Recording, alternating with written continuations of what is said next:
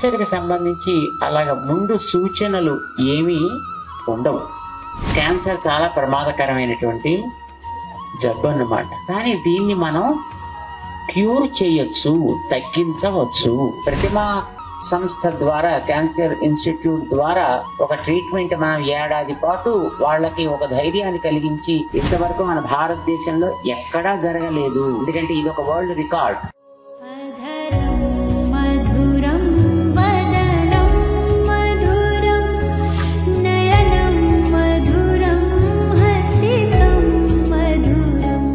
జై శ్రీమన్నారాయణ. ముందుగా శ్రీమాన్ అవినాష్ సుమిత్ర దంపతులకి అనేక మంగళాశాసనాలు చేస్తున్నాం. వారితో పాటు శ్రీమాన్ నారాయణ గారు, రాహుల్ నారాయణ గారు, వారి టీం అందరికీ కూడా మేము అనేక మంగళాశాసనాలు చేస్తున్నాం. ఒక మంచి కార్యక్రమానికి వారు చాలా ఉదారంగా సిద్ధపడ్డందుకు. చాలా మందికి క్యాన్సర్ ఆ పేరు వినగానే చాలా భయం వేస్తుంది. తలకాయ నొప్పి వచ్చిందంటే భయం లేదు, రొమ్ము నొప్పి వచ్చిందంటే భయం లేదు, కడుపు నొప్పి వచ్చిందంటే భయం లేదు, కాలు చెయ్యి నొప్పి వచ్చాయంటే భయం లేదు. కానీ క్యాన్సర్ అని ఎవరైనా అన్నారంటే చాలా భయం వేస్తుంది. ఎందుకని అంటే క్యాన్సర్ అనే పేరు చెప్పే స్థితికి వచ్చింది అంటే అది లోపల ఎంతో మురిగి ఉందన్నమాట, పెరిగి ఉందన్నమాట. మిగతా రోగాల్లాగా క్యాన్సర్ ముందు గుర్తులు ఏమి ఉండవు దానికి. మామూలుగా మనకి గుండె జబ్బు వస్తే దానికి ఏదో కొన్ని గుర్తులు కనిపిస్తాయి. చెమట పట్టడం, ఎడం చేతి వైపు నొప్పి పెట్టడం, చెయ్యి కాస్త ఇబ్బంది కలిగిస్తూ ఉండడము, ఇలాంటివి తెలుస్తాయి. లివర్కి సమస్య వచ్చింది అంటే ఒంట్లో ఏవో రకరకాల మార్పులు వస్తాయి, తెలుస్తుంది. కానీ క్యాన్సర్కి సంబంధించి అలాగ ముందు సూచనలు ఏమీ ఉండవు. క్యాన్సర్ చాలా ప్రమాదకరమైనటువంటి జబ్బు అన్నమాట, నిజమే. కానీ దీన్ని మనం క్యూర్ చేయొచ్చు, తగ్గించవచ్చు. తగ్గించడానికి చేత కాని జబ్బు అయితే క్యాన్సర్ కాదు. క్యాన్సర్ని ఏదో రకంగా మనం తగ్గించుకోవచ్చు, కానీ ఎప్పుడు దాన్ని ముందుగా మనం గుర్తించగలిగితే తగ్గించుకోవచ్చు. ముందుగా దాన్ని గుర్తించకుండా దాన్ని ఉదాసీనతతోటి వదిలిపెట్టేసి దాని లోపల పెరగనిస్తే దానికి ట్రీట్మెంట్ చేయడం అనేటటువంటిది చాలా కష్టం.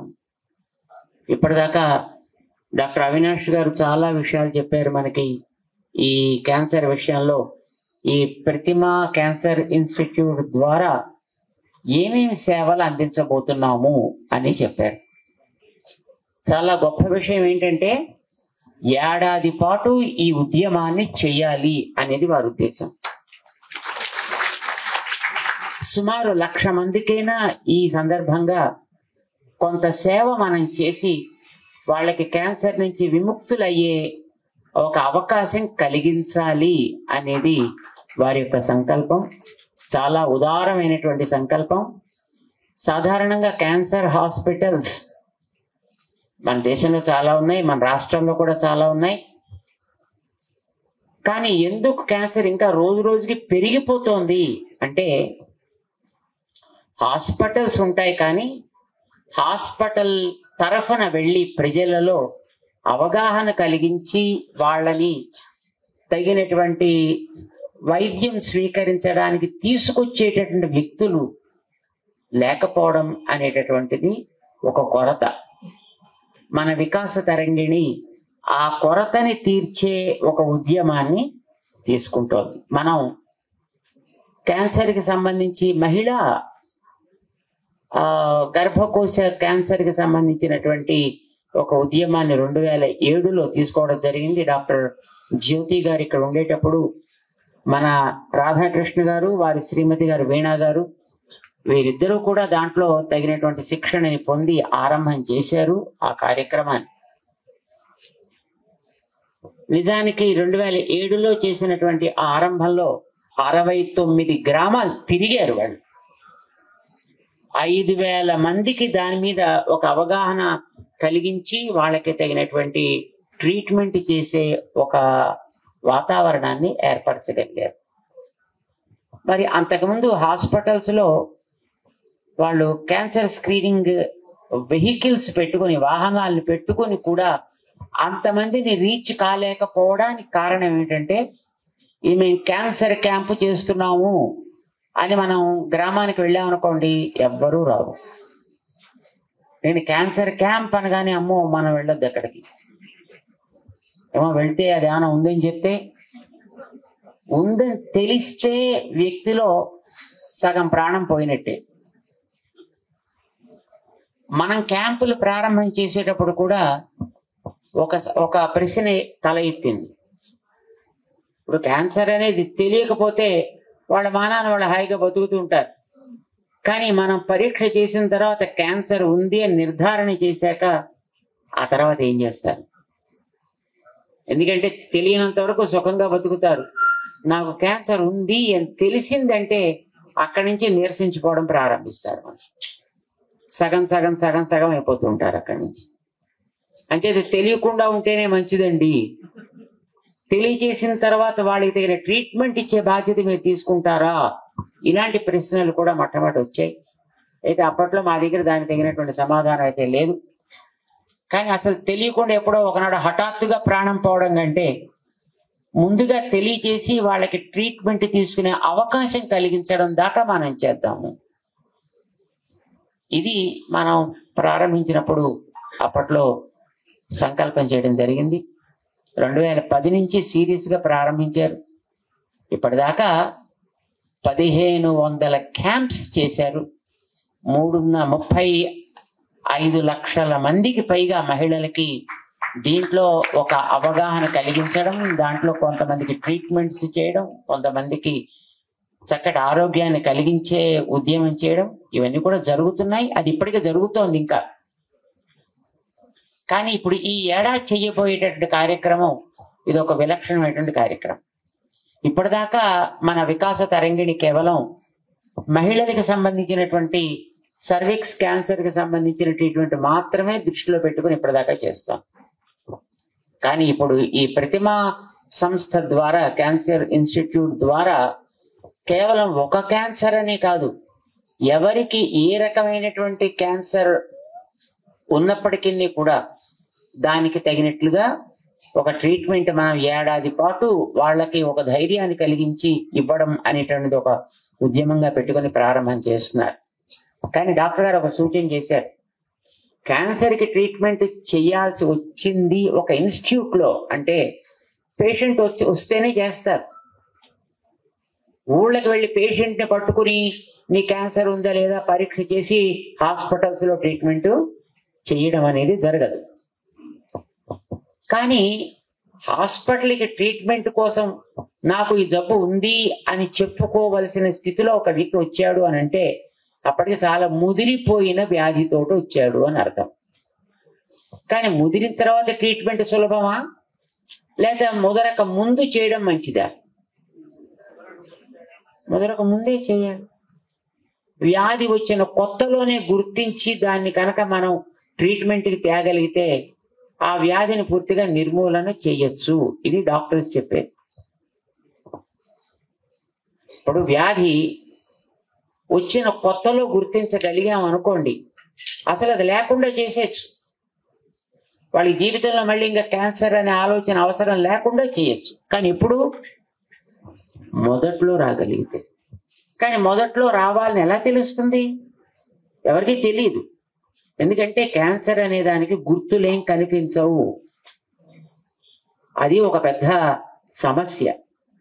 అందుకోసమని మనందరి బాధ్యత ఏంటంటే గ్రామాల్లో ఉండేటటువంటి ప్రతి వ్యక్తి కూడా, మహిళలైతే ఒక 30 ఏళ్ళు దాటితే, ఇప్పుడు విదేశాల్లో అయితే 25 ఏళ్ళు దాటితే చాలు చేయాలి అనేది ఒక నిర్బంధంగా అక్కడ ఏర్పాటు చేశారు.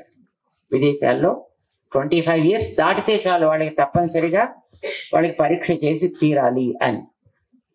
సరే, మన భారతదేశంలో 35 ఏళ్ళు అనేది ఒకటి పెట్టుకున్నారు. సో 25, 30, 35 ఒక వయస్సు దాటిన తర్వాత, ఒక 25-30 ఏళ్ల వయసు దాటిన తర్వాత ప్రతి మహిళకి కూడా మనం చెప్పాల్సింది ఒకటి ఉంది. వెళ్ళి కనీసం ఇలాంటి పరీక్ష కూడా నువ్వు చేసుకో, క్యాన్సర్ పరీక్ష ఒకసారి చేయించుకో. ఇది నాకేం లేదు కదా, ఎందుకు నేను పోవాలి అంటే, నీ వచ్చిందాకా నీకు ఉంది అని తెలిసేట్టు వస్తే అది లోపల బాగా పెరిగిపోతేనే తెలుస్తుంది. మీరు ఎప్పుడైనా ఇంట్లో నీళ్లు కాస్తుంటారా? పొయ్యి మీద నీళ్లు కాస్తారా కాయరా? నీళ్లు వేడెక్కుతాయా? పొయ్యి మీద పెడితే వేడెక్కిందని ఎలా తెలుస్తుంది మీకు?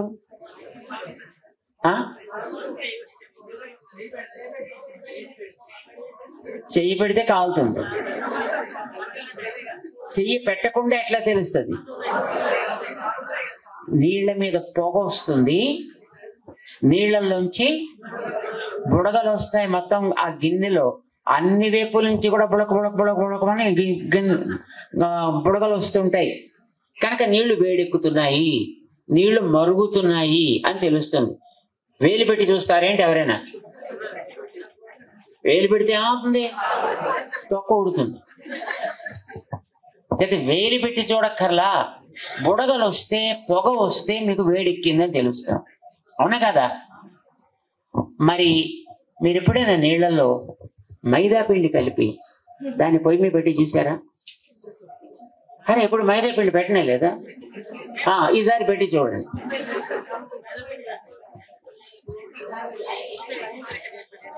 అదే మీరు లై అంటారో ట్రూత్ అంటారో ఏమంటారో నాకు తెలియదు.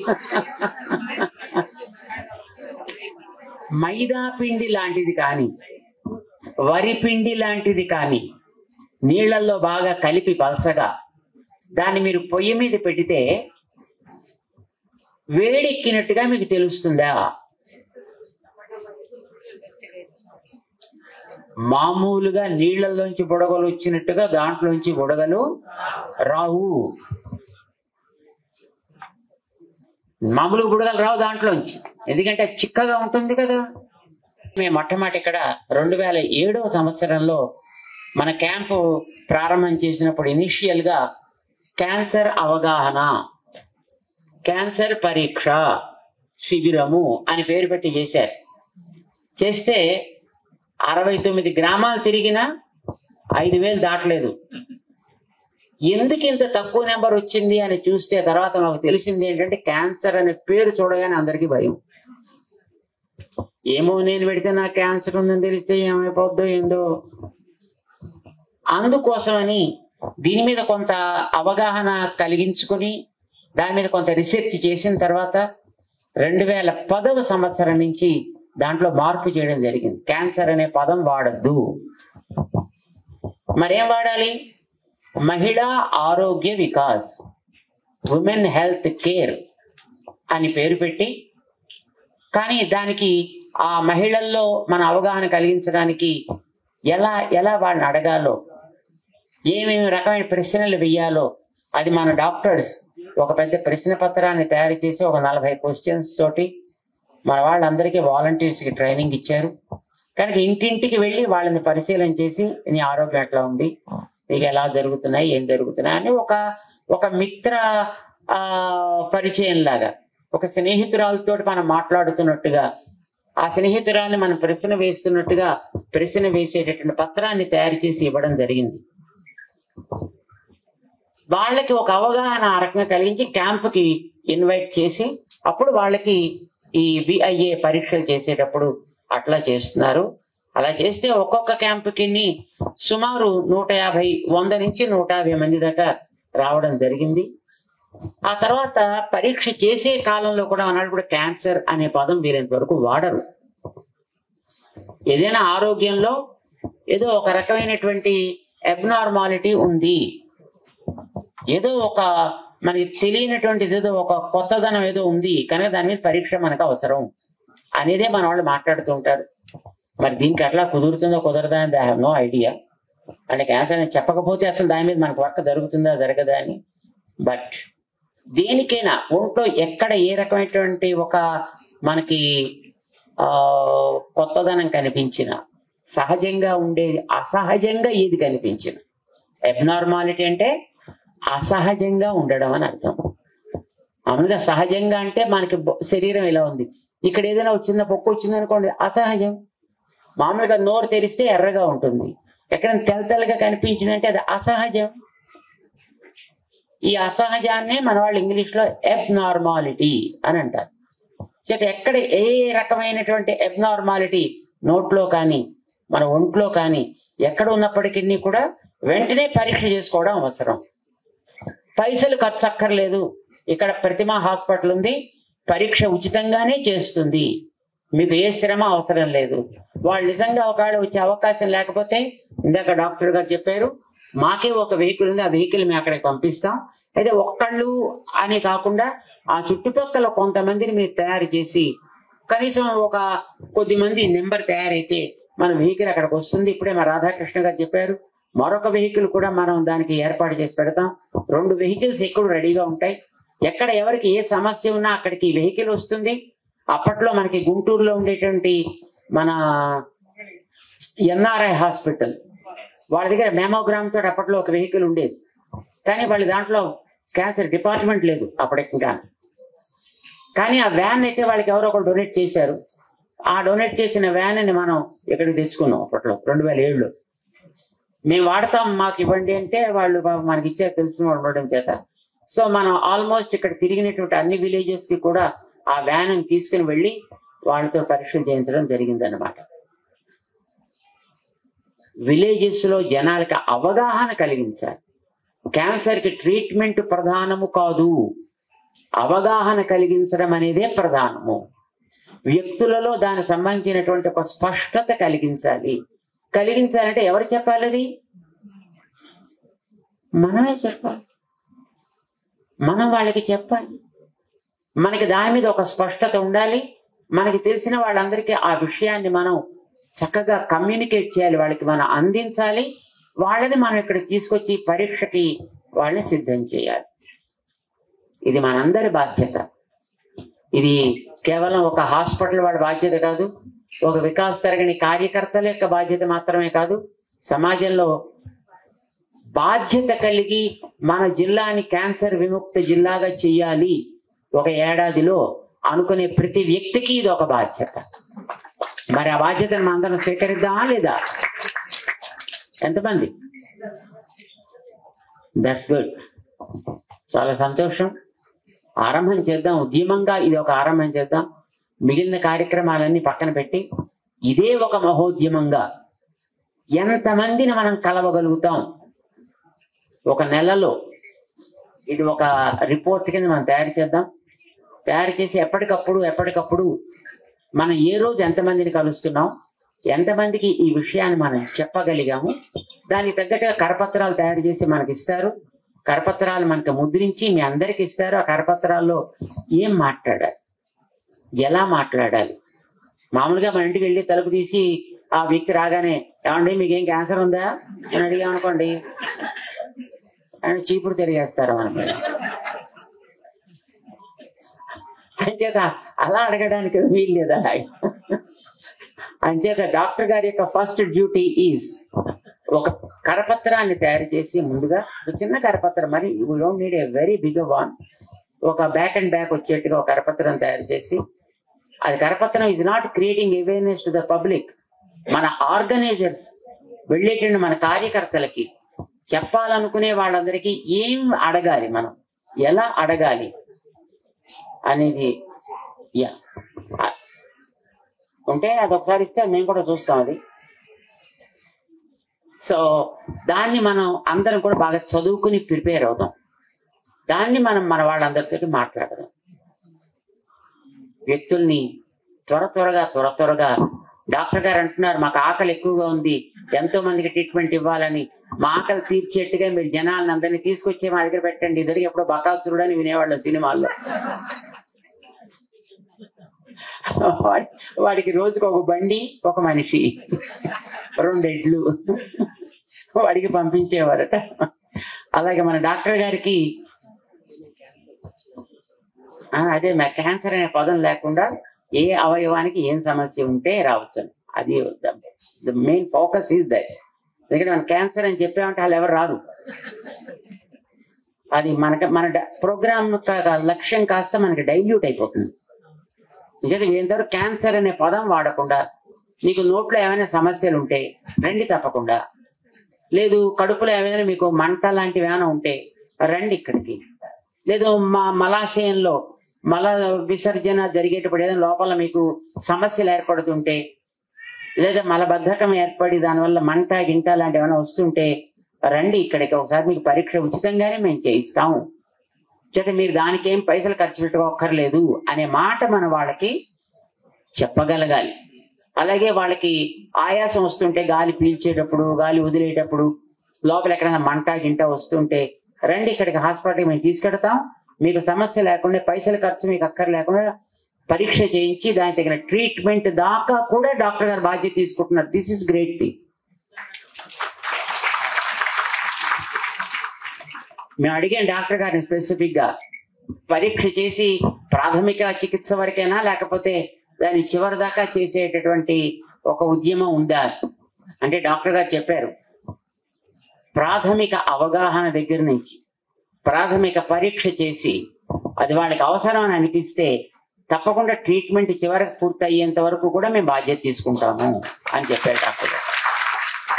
కానీ ఒక విషయం మనం జ్ఞాపకం పెట్టుకోవాలి, ముదిరిన తర్వాత వచ్చి అయ్యో మాకు తగ్గలేదండి, అరే ఇట్లా అయిపోయానండి అని అనకూడదు ఎప్పుడు. జత లేదు నేను అంతా బాగానే ఉన్నాము అని అనుకునేటువంటి వాళ్ళల్లో కూడా ఈ అవగాహనని మనం కలిగించి, అవగాహన కలగడం అనేది ప్రధానము. డాక్టర్ గారు చెప్పారు మనకి, ఒక 3-4 సంవత్సరాల్లో ఎవరికైనా ఎప్పుడు ఒంట్లో ఏ సమస్య వచ్చినా మనం ఒకసారి పరీక్ష చేయించుకోవడం, డాక్టర్ గారి దగ్గరికి వెళ్ళి అవసరం అనే భావన ఏర్పడేటట్టుగా చేయాలి. ఇది మనం చేయాల్సినటువంటి ప్రధానమైన కర్తవ్యం. దీన్ని చక్కగా తీసుకుందాం. మేము ఎక్కడ హ్యూస్టన్లో ఉండేటప్పుడు అమెరికాలో రాధాకృష్ణ గారు మాకు ఫోన్ చేశారు, ఇలా చేస్తున్నామండి, ఇలా చేద్దాం అని అంటారు. మా అవనీష్ గారు వాళ్ళ టీం అంతా కూడా రెడీగా ఉన్నారు ఇది చేయడానికి, ఒకసారి మీరు రాగలుగుతారా అని. నిజానికి మేము ఈ టైంకి మేము గుంటూరులో నడిగటిపాలెం మన ఆశ్రమంలో ఉండాల్సి, అక్కడ చాలా ప్రధానమైనటువంటి ఒక కార్యక్రమం ఉంది ఈ పూట, మేము అక్కడికి వెళ్లాల్సింది. అందుకోసం మేము తెల్లవారుజామున 4ంటికి విమానం దిగగానే ఆశ్రమానికి కూడా వెళ్లకుండా స్ట్రైట్ గా అక్కడికి వెళ్ళిపోదాం అని ప్లాన్ వేసుకున్నాం. కానీ ఇలాంటి ఒక అద్భుతమైనటువంటి కార్యక్రమానికి మన డాక్టర్ అవనీష్ గారు, వారితో పాటు ఉండేటువంటి మన డాక్టర్స్ బృందం అంతా కూడా సిద్ధపడుతున్నారు అని తెలియగానే, అసలు 2007లో క్యాన్సర్ సంబంధించినటువంటి మహిళా స్క్రీనింగ్ అనేది మనం ప్రారంభించింది ఇక్కడ వరంగల్లోనే. కనుక ఇప్పుడు ఈ ఉచిత వైద్యాన్ని కూడా ఇక్కడ వరంగల్లోనే ఆరంభించాలి అని డాక్టర్ గారు చేసినటువంటి ఆ సూచన, సంకల్పం వెంటనే మా ప్రోగ్రాం మార్చుకుని మేము ఇక్కడికి రావడం జరిగింది. ఉదయం వెళ్లాల్సిన ఆశ్రమానికి ఇప్పుడు మేము సాయంకాలానికి ఎక్కించి మళ్ళీ మాకు 6 గంటల సేపు మళ్ళీ ప్రయాణం. అయినప్పటికీ కూడా we're ready for that, because సమాజపు ఆరోగ్యాన్ని, మన జిల్లాకి ఒక ఘనతని, ముఖ్యంగా వరంగల్ జిల్లాకి ఇలాంటి ట్రీట్మెంట్, ఏడాది పాటు క్యాన్సర్ అవగాహన, అన్ని అవయవాలకి సంబంధించినటువంటి క్యాన్సర్ సంబంధించిన అవగాహన సమాజంలో కలిగించి, దానికి తగినటువంటి పరీక్షలు చేయించి, దానికి తగినటువంటి ట్రీట్మెంట్ చేయించాలనే సంకల్పం ఇంతవరకు మన భారతదేశంలో ఎక్కడా జరగలేదు. అది మొదటిసారి మన ఈ ప్రతిమ క్యాన్సర్ ఇన్స్టిట్యూట్ ఆరంభం చేస్తోంది. ఇది ఒక గొప్ప కార్యం, ఇది ఒక మహాయజ్ఞం. ఇది కనుక దీంట్లో సహకారాన్ని అందించాల్సిన బాధ్యత ప్రతి వ్యక్తికి ఉంది. తప్పకుండా దీనికి మనం అందరం కూడా సిద్ధపడదాం అనే ఉద్దేశంతో మేము ఇక్కడికి రావడం జరిగింది ఈవేళ. కానీ మాకు ఇక్కడికి రాగానే పొద్దున్నే వాతావరణం చూసాం. మేము రోడ్లో మేము వచ్చేటప్పుడే మోకాల్లో నీళ్ళల్లో వచ్చాము మేము అక్కడికి. ఇలాంటి వాతావరణంలో ఎవరు రాగలుగుతారు ఇక్కడికి? మరి ఇవాళ మనం పెట్టుకున్న క్యాంప్ నడుస్తుందా నడవదా అని అడిగాం. ఏమైనా సరే మన వికాస్ తరంగిణి వాళ్ళు పట్టిన పట్టు వదిలేవాళ్ళు కారు. మా రాధాకృష్ణ గారు చెప్పారు, మనకి చుట్టుపక్కల ఉండేటువంటి వాళ్ళందరూ కూడా తప్పనిసరిగా వస్తున్నారు. అంచేత మనం ఈ కార్యక్రమాన్ని మనం తప్పకుండా ప్రారంభిద్దాం. డాక్టర్ గారు కూడా మొట్టమొదట క్యాంప్ బయట పెడదామని అనుకున్నారు, కానీ వాతావరణం అనుకూలం కాకపోవడం చేత లోపలే ఏర్పాటు చేస్తున్నారు. లేదా మనకేం లోటు ఉండదు, తప్పకుండా దీన్ని మనం ప్రారంభం చేస్తున్నాము అని వారు ధైర్యం చెప్పారు. చాలా సంతోషంగా ఉంది. మీ అందరికీ కూడా మేము మంచి శక్తిని భగవంతుడు ఇవ్వాలి అని ప్రార్థన చేస్తున్నాం. ప్రతి కార్యకర్త కూడా, ప్రతి వికాస్ తరంగిణి కార్యకర్త కూడా ఒక సైనికుల్లాగా ఈ ఉద్యమాన్ని భుజాల మీద వేసుకొని దీన్ని ఇంటింటికి మనం అందజేద్దాం. వ్యక్తుల్ని ఇక్కడికి తీసుకొచ్చి డాక్టర్ గారికి హాస్పిటల్కి ఉండేటువంటి ఆకలి తీరేంతగా కావలసినటువంటి వ్యక్తుల్ని మనం అందజేద్దాం. అయితే ముదిరిపోయినప్పుడు కాకుండా మొదట్లోనే తీసుకొచ్చి వాళ్ళని మనం చూపించి వాళ్ళకి ఇలాంటి వచ్చే అవకాశం లేకుండా చేయడం, కానీ అలాంటి సూచనలు కనిపించిన వాళ్ళకి దాన్ని తొలగించి మంచి ఆరోగ్యాన్ని పొందే అవకాశాన్ని కలిగించడంలో మన వంతు తోడ్పాటుని, మన వంతు సేవని మనం అందరం కూడా చేయడంలో ముందుందాం. ఎందుకంటే ఇది ఒక వరల్డ్ రికార్డ్, జ్ఞాపకం పెట్టుకోండి. ఇది ఒక గిన్నీస్ బుక్ లో ఎక్కేటటువంటి ఒక మహాద్భుతమైనటువంటి కార్యక్రమం. ఇది మన ప్రతిమా ఇన్స్టిట్యూట్ చేయబోతోంది. మన వికాస్ తరంగిణి కూడా దాంట్లో భాగస్వామి కావడం అనేటటువంటి మాకు చాలా ఆనందాన్ని కలిగించేటటువంటి విషయం. అంతే ఇందులో ఎవరెవరు పాల్గొంటున్నారో మీ అందరి పేర్లు గిన్నీస్ బుక్ లో ఎక్కుతాయి. అంచేత డాక్టర్ గారు వారి రికార్డు గిన్నీస్ బుక్ లో ఎక్కేటప్పుడు మా వాళ్ళందరి పేర్లు కూడా వచ్చేట్టుగా చూసుకోండి. ఇందాక మా రమేష్ గుప్తా గారు అన్నారు, స్వామివారు మంచి మంచి కార్యక్రమాలు చేస్తున్నారు కానీ పబ్లిసిటీ కావటం లేదు. మనం ఎప్పుడూ పబ్లిసిటీ కోరుకోలేదు. సేవ చేయడం మన బాధ్యత. పబ్లిసిటీ వచ్చిందా లేదా అనేది ఆ పబ్లిసిటీ కోరుకున్న వాళ్ళకి అవసరం తప్ప మనం ఎప్పుడూ దాన్ని మనం ఆశించట్లేదు. సిన్సియర్గా చేద్దాం, చేసేదేదో మంచిగా చేద్దాం ఆ చేయవలసినటువంటి కార్యక్రమాన్ని. మీ అందరికీ కూడా మేము ముందుగానే అలాంటి శక్తి ఏర్పడాలి. మీ చుట్టుపక్కల వాళ్ళలో అలాంటి చైతన్యాన్ని మీరు కలిగించగలిగే ఒక మంచి కార్యకర్తగా మీరందరూ కూడా పనిచేయాలి అని మేము ఆశిస్తూ మీ అందరికీ అనేక మంగళాశాసనాలు చేస్తున్నాం. ఎక్కడ ఎవరికి ఏ రకమైనటువంటి సమస్య ఏర్పడ్డా మన డాక్టర్ గారికి మీరు సమాచారాన్ని అందించండి. డాక్టర్ గారు దాని మీద తప్పనిసరిగా రెస్పాండ్ అవుతారు. మేము డాక్టర్ గారిని అప్పుడప్పుడు ట్యాప్ చేస్తూ ఉంటాం. ఏం జరుగుతోంది అనేటటువంటిది మళ్ళీ మేము తెలుసుకుంటూ ఉంటాం. కార్యక్రమాన్ని చక్కగా చేద్దాం.